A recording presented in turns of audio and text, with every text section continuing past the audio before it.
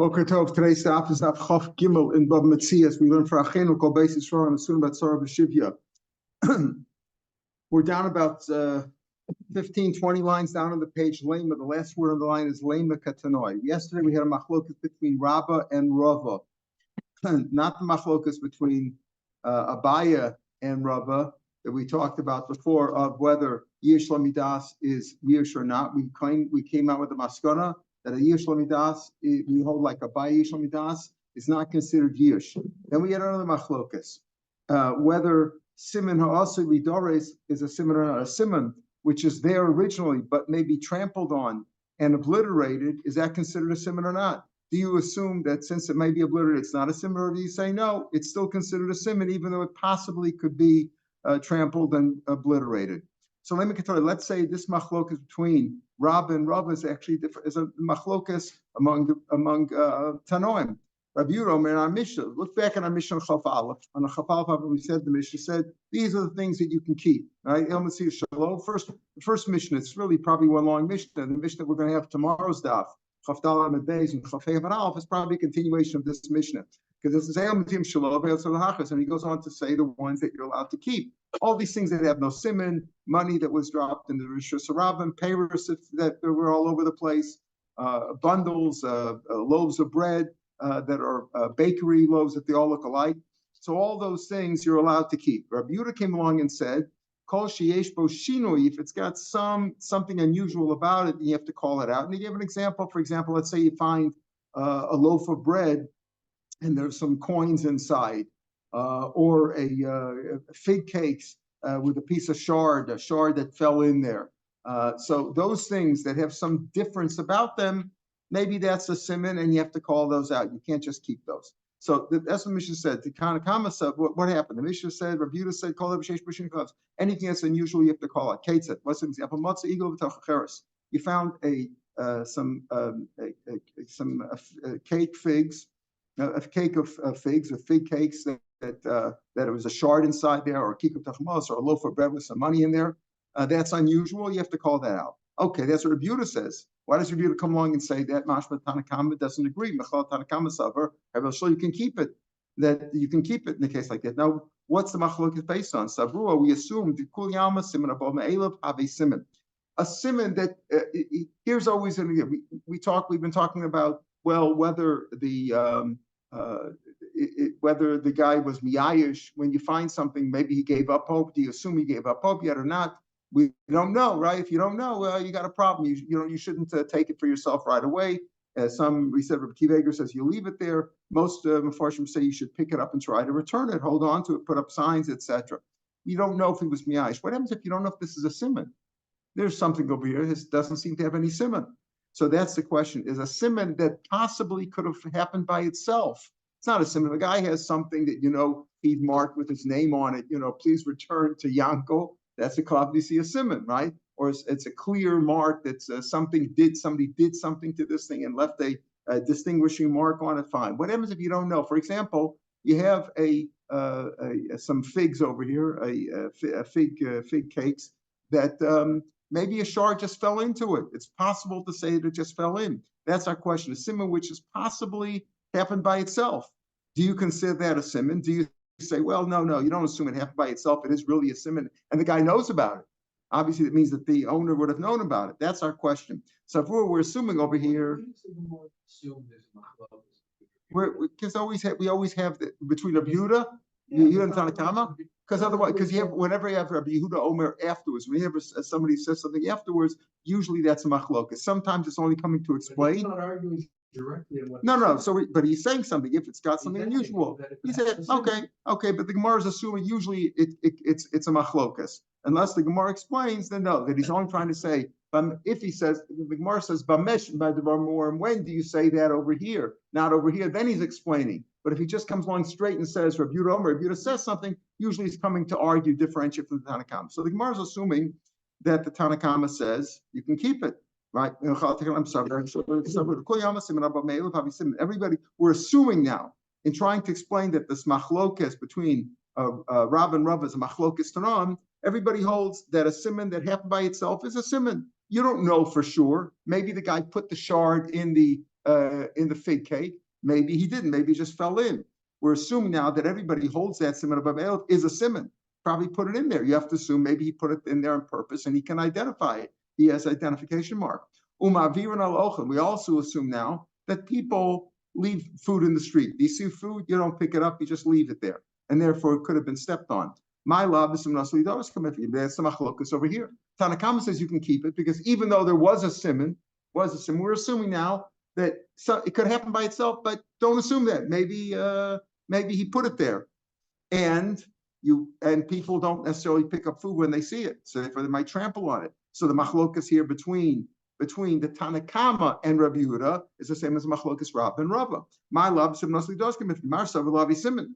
Right? The Tanakama holds like what? Like Rava, that siman nasli doris is not a siman. That's why if you find a fig cake or a loaf of bread with some money in it or a shard or whatever, you can keep it. Why? Because it'll be trampled on. Amar Sava Habisim, no. Whereas the Rabbi Yehuda holds, Rava holds like Rabbi Yehuda. Rabbi Yehuda would say, no, that the siman nasli doris is a siman. The same machlokas as Rav and Rava is the same machlokas as Tanakama and Rabbi Yehuda. Rav Zvid discounts this. No. Mishmei de Rava. Remember, Rava is the one who says siman nasli doris is a siman. He explains, no, Isak that because Savar Tanakama, if you think that the Tanakama holds the siman nasli doris is law of a siman, that's what you hold that. Umaviran ala ochlan, like you assume that a siman nasli doris is law of a siman. Like Rabba, that's what you say the Tanakama holds. And food, you just leave in the street if you see it, you just pass it by. So what about the next part of the Mishnah we're going to have on tomorrow's daf? Kikros shel balabais. Let's say you find loaves made by a balabais, not from Burmans or angels where they all look alike. You made your own challahs, right? Your own loaves of bread, right? You have to call it out. Why? If people leave the food in the street and siman doris is not a siman, what's the difference if it's Burmans or if your wife made it? It's going to be trampled on anyway. So why do you say you have to call it out? If you hold that siman nasli doris is not a siman and people leave food in the street, so why would the Tanakama who hold the Tanakama, who's the author of the rest of the Mishnah, why would he say Kikush al-Babayis? Why would you call it out? Elon Rabbi made a Rava. So Rabbi says, therefore, can't be machlokas, and I'll explain it in the name of Rava, because remember, Rava holds siman doris is a siman. The Kuliyama Sabri siman doris is a siman, like Rava said. There's no machlokas about that. Rava said everybody holds like me. Umaviran ala ochla, and yet you do leave food in the street. Here's the machlokas itself, a siman that could have come in by itself. We don't know if the owner put it there or not. Tanakama Savar siman abamelav lavi siman. No, it's something that just fell in there. People usually don't put shards in fig cakes or money in loaves of bread. He holds it's not a siman, and therefore he says that in this case, even in other words, that's why the Tanakama would say that if you find a shard in a fig cake with some shards in it, you don't have to return it because it's not a siman. Even if you hold that siman also doris is not a siman, this isn't even also doris. There's no siman here at all. Rabbi Yehuda said it is a siman. And therefore, later on in the Mishnah, when he says that kicker shall bias, there you would say what? You would have to return it. Why? Because there we're talking about it's a real siman. It's not something that happened by itself. Your wife made the loaves of bread. She knows what they look like. You know what they look like. So therefore, and he says everybody holds him is a siman, right? Right? But over here, but everybody would hold that siman also there is a siman. It is a siman, even though he stepped on, and people will step on it. But so what? Even if people will step on it, it's still a siman. You could still tell your wife's even if people step on your wife's loaf of bread, people know what it looks like anyway. Even if they step on it, it won't be totally obliterated. You can tell it's your wife's. But Rabba who held what siman also doris is law of siman. Rabba will say the koyama siman also doris is law of siman, like he says, not a siman. But you don't step on food. You see food in the street, you pick it up to return it, not to be mavaz of the food, etc. He said even goyim are afraid of kisha.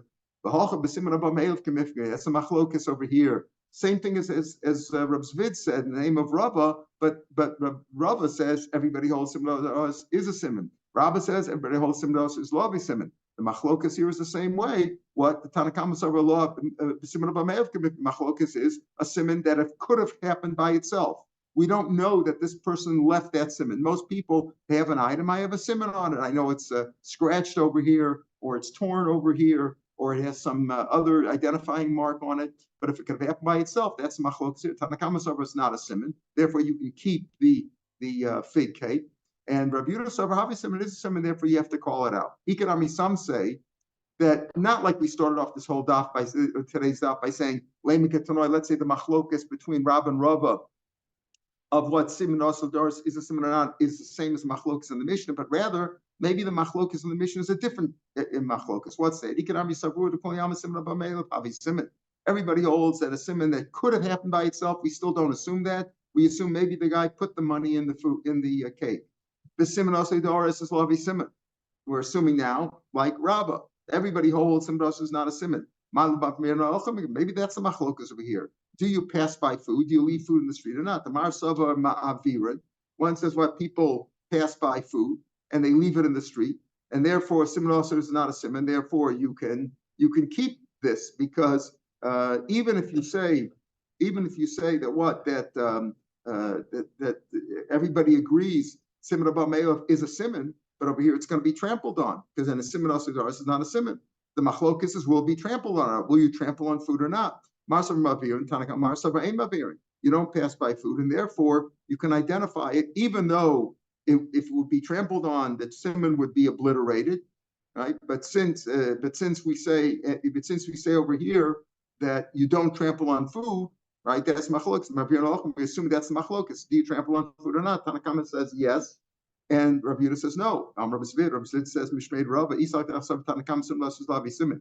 If you say that the Tanakama holds, like we're saying, according to you, according to this Savru, according to what we assume, that everybody holds that Simdos is not a siman, and then you step on food. So again, the next Mishnah on Chavdal and Bezim Chafayam but Alf. Why do you say that if it was your wife's bread that you call it out? What do you mean? It's going to be obliterated because people step on that. And they're going to step on the food, and somebody else is not a siman.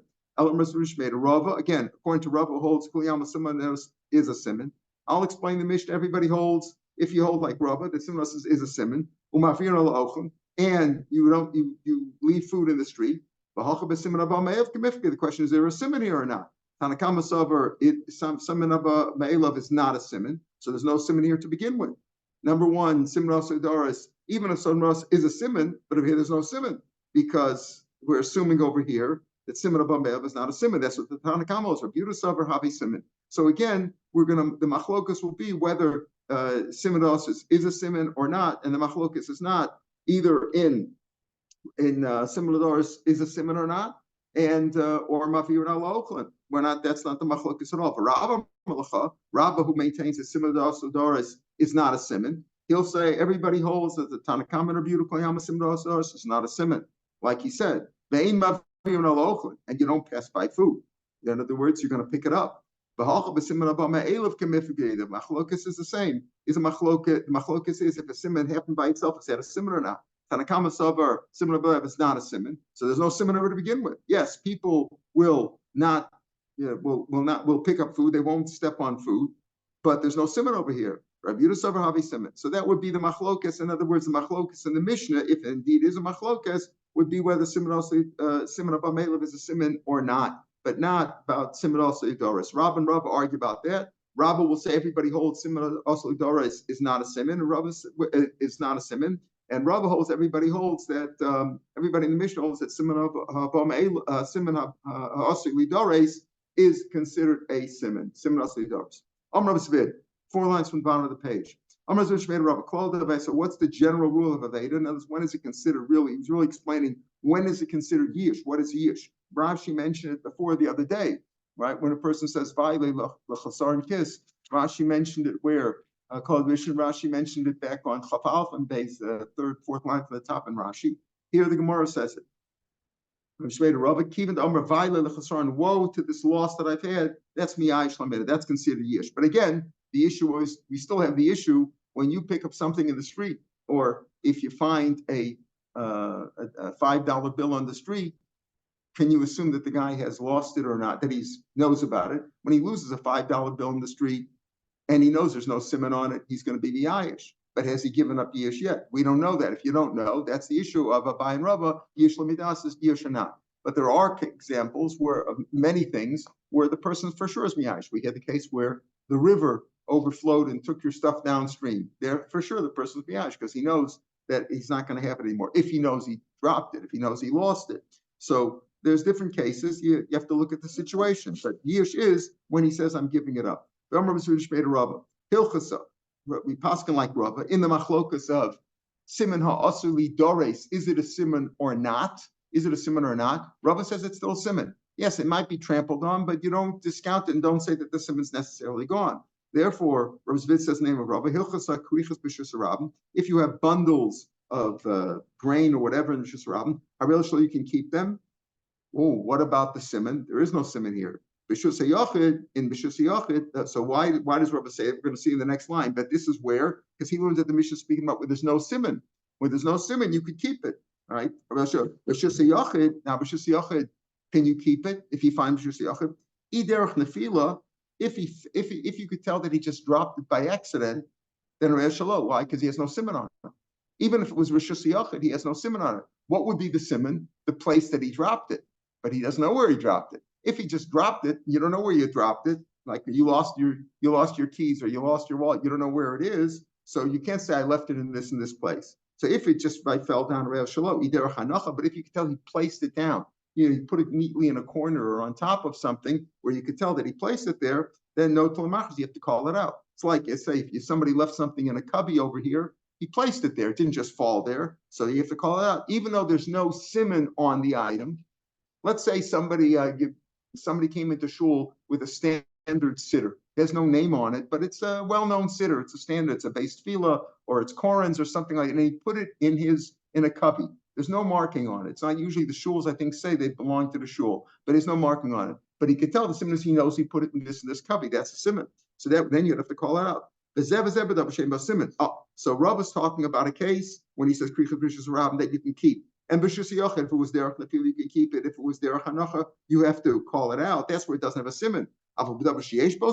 Something that has a distinguishing mark. No matter where the guy left, where you found it, whether he dropped it or whether he put it down, because there's a siman on it. He can identify and you have to return it.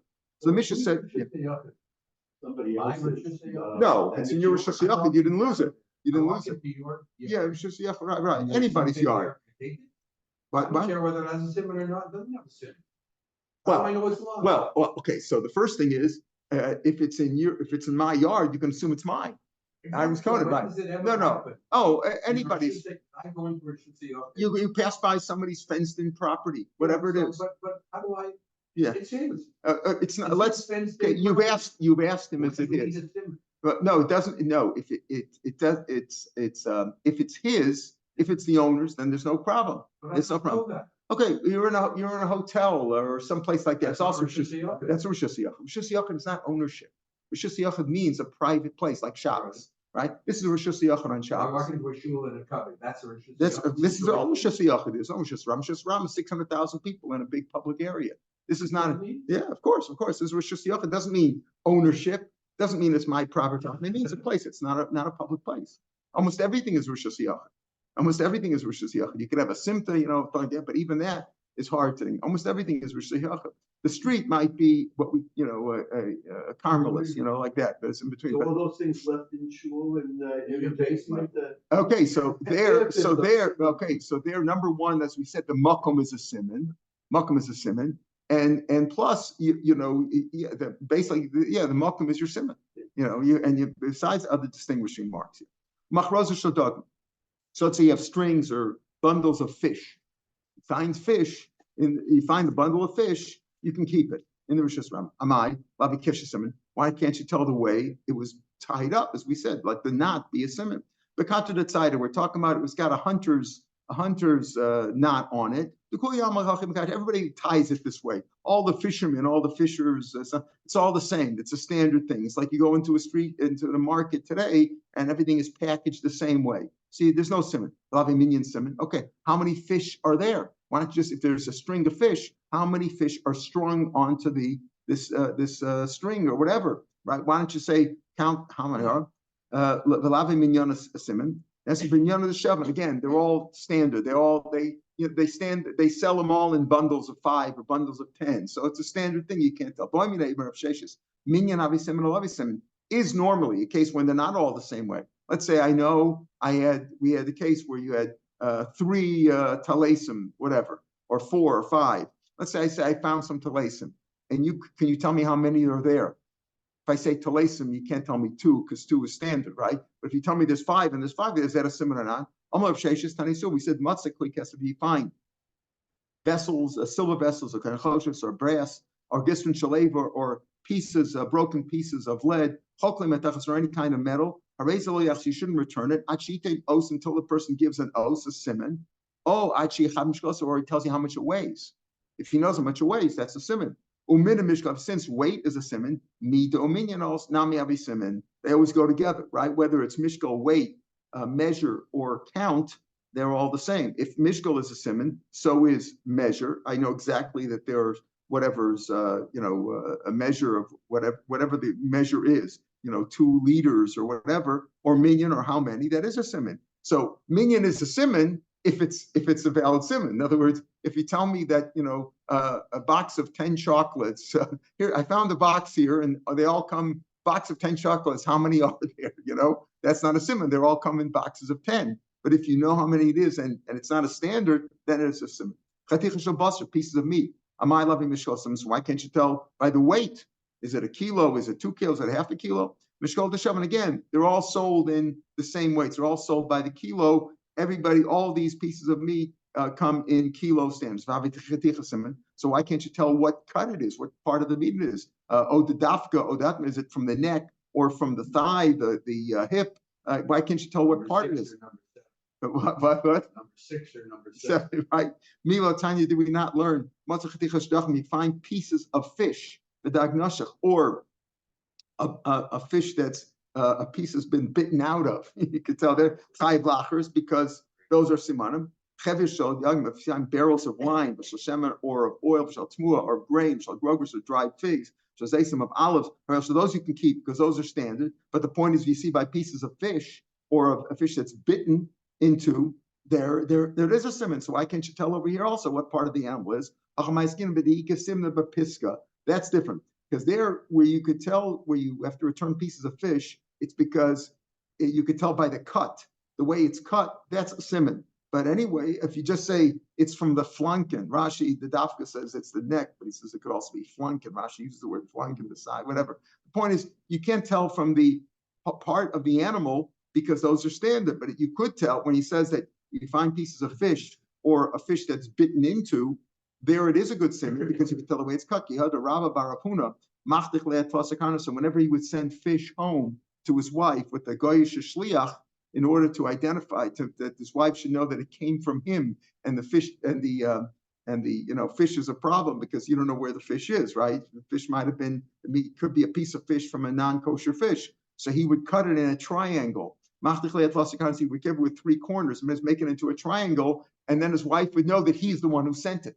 He sent a piece of fish wrapped up. When she opened it up, it was always a triangle. That was the simon that it came from him. So the points you could tell by the cut. You could tell that we're talking about pieces of fish that have a certain cut to them.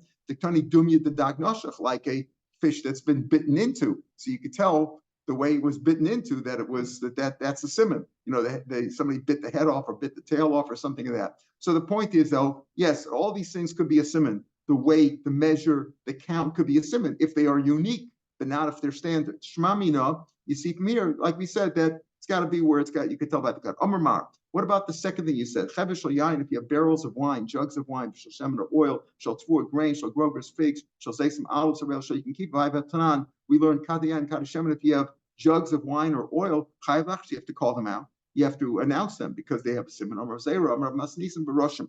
Our Mishnah speaking about this Mishnah that says over here that you have to call it out, speaking where they're sealed. The barrels or the jugs were sealed. They would put some clay on them to seal them. So what do you mean? The brisa that says that you don't have to call them out where they're open. If they're open, even if you left them open, of course, that's like throwing them out. If you left a barrel of wine open, you can assume that snakes and shkutzim and ramusim, everybody's going to take part in them. That's like, throwing it out. So why do you have to think you have to return that? You can't even keep it. You got to throw it out. But Meitzah, no, it's speaking about where it is covered up. It's stopped up, but it's not sealed. That's what we mean over here. In other words, when it's sealed, you could tell by the seal, right? But when it's just covered up, just put the top on, that's standard. You can't tell that it was sealed. Both of them are speaking with a seal. Was the market open yet? In other words, the season was just beginning. So before the season begins, they don't seal it up. But if one guy sealed it up before the season really began, he had an early customer who wanted him early, then that was a simon because nobody else had sealed them yet. But after the otzros, after the storehouses were open, meaning the season has begun, and they're all selling, then everybody seals them. So it depends on the situation. Is it unique or not? It's open. It's an open bottle of wine. No, it's not open. We're talking about where it is closed. No, but I'm saying those that aren't sealed, Yeah. find it on the street. No, You yeah. can touch it. So to presume we're talking about a place where there's no goyim there. We're going to talk about that tomorrow's stuff. We'll talk about it. They're goyim there or not. But yeah, if there would be a chash, that could also be a problem. But we're not talking here. We're talking about the lost and found issue, not about the kashrus issue. We'll talk about the kashrus issue. Mr. Shem will get to it. This long explanation about Roshman. That's right. That he was a vintner business. himself. Yeah, he's in the business. You think he knew that because of that? The Gemara is inferring that. I don't think it's because he was a vintner that made it so. He just explains that before the season starts, they don't really seal them. But this guy sealed it before. He was an early sealer. So the seal is a seal. But after the season starts, they're all sealed. Kiarav Yaakov Barabba, story like that. He found a barrel of wine after the season began. It came before Abaya. He can keep it, even though it's sealed. It's sealed. So what? There's no. They all look the same. You can't. They're all standard. Probably they had standard sized barrels and jugs, etc. There's no simon on it. Obviously, every case is different. The key is a simon has to be unique. If it's not unique, it doesn't mean anything. Is place. We mentioned this before. Is the place a simon? Because we said in certain cases, like the place itself could be a simon if it was put down. So here he asked the kasha, is it a simon or not? We learn so you can keep them. If the place is a simon, so why can't you call it the place? So you can't prove anything from there. Why? That's speaking about where it's on the riverbank, meaning the ships come downstream or wherever they come from, upstream, downstream, they stop at the city and they're unloading the barrels of wine. Now they're unloading, they're on the riverbank and they forgot one. So that's you can't say I left it on the riverbank because everybody leaves them on the riverbank. I mean, it's a standard place to leave them. It doesn't mean anything. I left my towel in the dressing room. There's a lot of towels in the dressing room. So Amr Mari, my time. What's the reason why that's not a sim? Amr Rabban Rixanar law. Why do you say it's not a sim? Tell him just like you happen to leave. You say you left one on the riverbank. A lot of people. Everybody unloads there. You're talking about at the dock where they unload the barrels of wine from the ships. Everybody go up there. You can have some say even more than that. Amr Mari, my time. Even he said, I didn't leave it on the riverbank. His identification was didn't leave it on the riverbank. I left it at this particular spot on the riverbank. Even that's not a simon. Just like you left it on this spot. It's that place also. That's the even if he said this particular spot, that's not a simon. However, we haven't proven that Mokum is a simon or not, but we haven't disproven it. We just said it's no raya from over there because that's not really. It's got to be a distinguishing place, like you say. Put it in a cubby, put it in a specific spot. He found some tar, some pitch at a wine press. Oskan Rab came for Rabbi Malay Zil Shakal Nafshach. You can keep it. You can keep it. There's no simon over here. Though it doesn't have any simon on it, you can keep it. The man was very hesitant. And he says, well, I'm going to keep it over here. I don't know. Maybe you're just being makel. Amalei. No, zil plug I would even take some of it myself. Give some to my son. If you don't want to keep it all, give some to my son. That's how I'm paskening for sure that it's a davar she'ein bo simon, and therefore you can keep it. What do you mean? He found it in a certain spot. So why don't you say over here that Mokum is not a simon? Because why couldn't it be a simon? The place that he found it. He found it at that particular wine press. So that would be a simon. Because here he knew that he had given up on it. He saw that weeds had grown on top of it. So once weeds had grown, for sure the owner had given up on it because it didn't have a siman, and enough time passed that he would have sure given up on it, and therefore Rav Paskin that's not. So we don't see any proof over here from here that Malkum is a siman, but we did have other cases before. We said that Derech Hanoch, if you could tell that he put it down there, Rava says is a Malkum. We said before, Rabba Amar Malkum Lo Avi Siman. We had this machlokas before yesterday, right? Is Malkum a siman or not? But yesterday we had a machlokas whether siman also Doris is a siman or not. And then we also had a machlokas of what other is Malkum or siman or not. Right? How long are you waiting for the figure that somebody is in charge?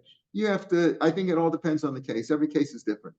All right, Machmas Makum. Rabba Makum Abisim. Yesterday, machlokas, again, between Rabba and Rabba, this other machlokas, whether Makum is a siman or not.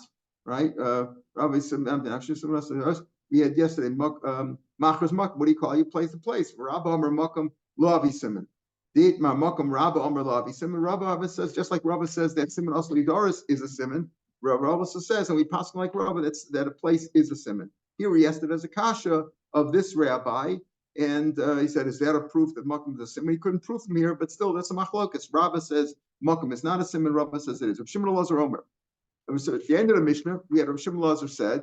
Now you could argue and say Rav Shimon Elazar Omer kol kli and puria ein chayav la'achros, or maybe he's just bringing down a new thing. Maybe you'd say the Tanna Kama would also disagree, right? We don't know. According to what you asked before, Irving. Is he arguing or not? And maybe he's explaining.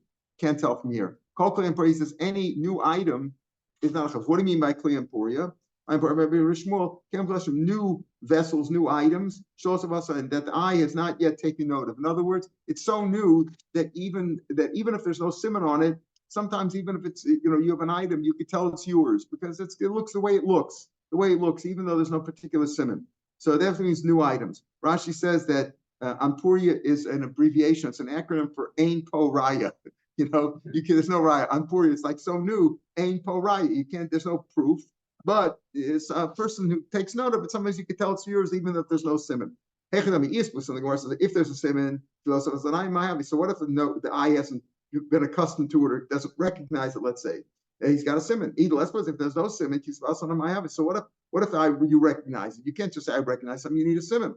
There's no siman. Could you return it to a rabbi, a rabbi who is trusted not to lie, right? You could turn him if he says, I recognize it, even if there's no siman. If it's so new that even a rabbi would, a person who would not lie, we mean over here a person who we'll see would not lie, still, if it's so new that even he couldn't recognize it, you bought a new iPhone in the shop and you come out. Can you tell that one from another one if you haven't put a cover on or whatever? It's so new you can't even tell. But after a while, you get used to which was one. So if the eye can recognize it, might return it to a rabbi. But if it's so new that he hasn't, then then he wouldn't recognize it. We give it to him. There are three things that rabbis don't tell the truth about.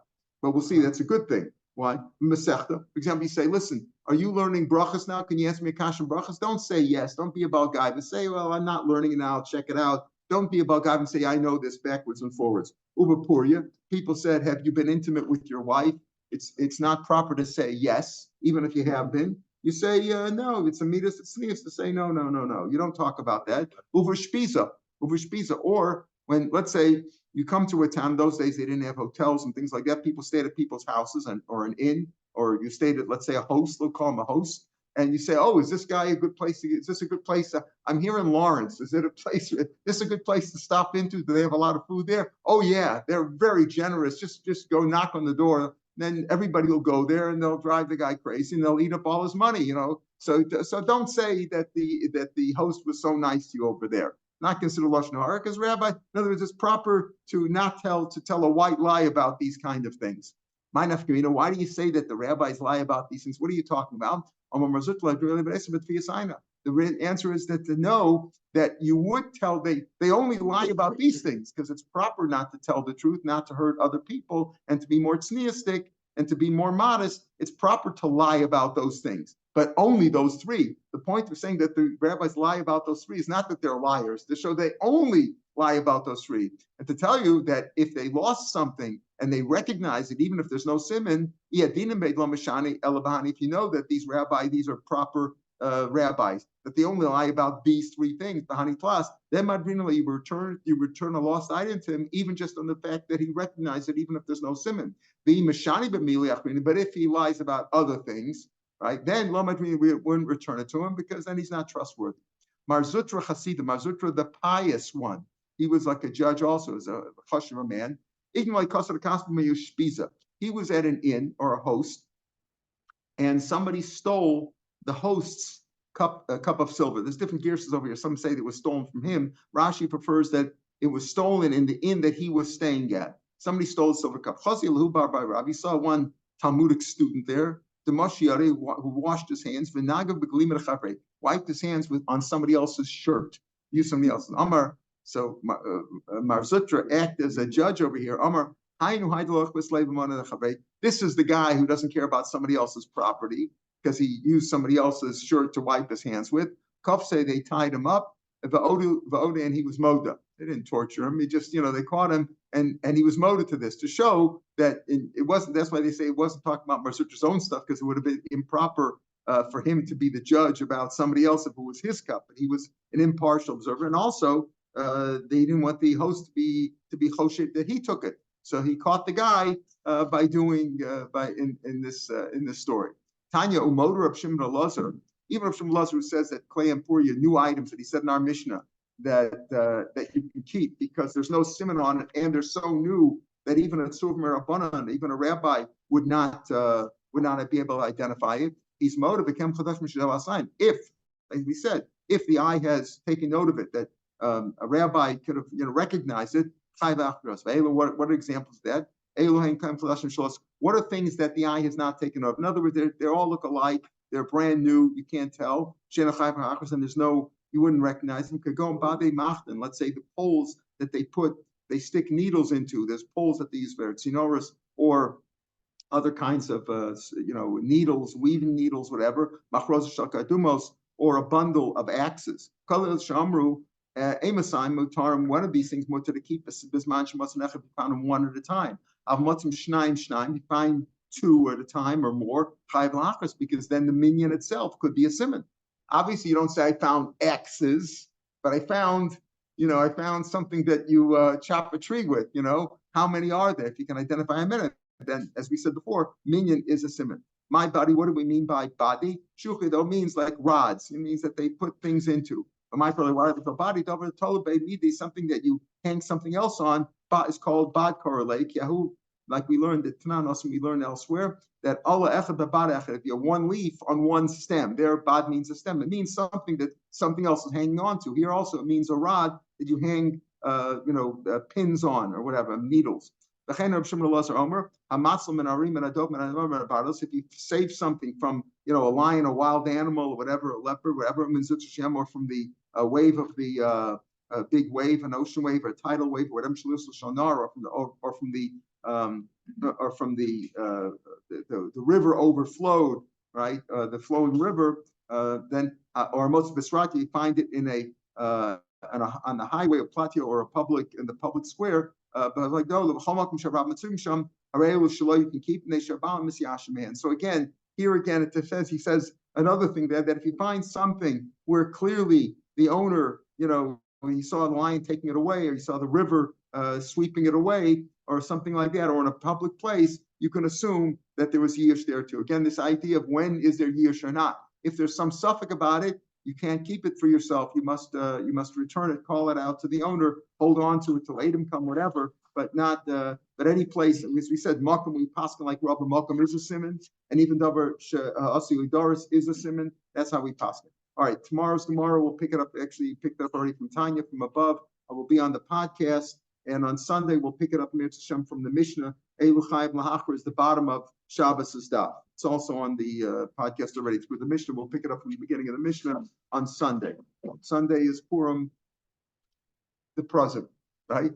And Monday is right, and Monday we daven at 6, right? I think on Purim we daven at 6, and Sunday regular time 6:15. Shabbat shalom lekulam, b'sorot tovot. My garbage. I take that.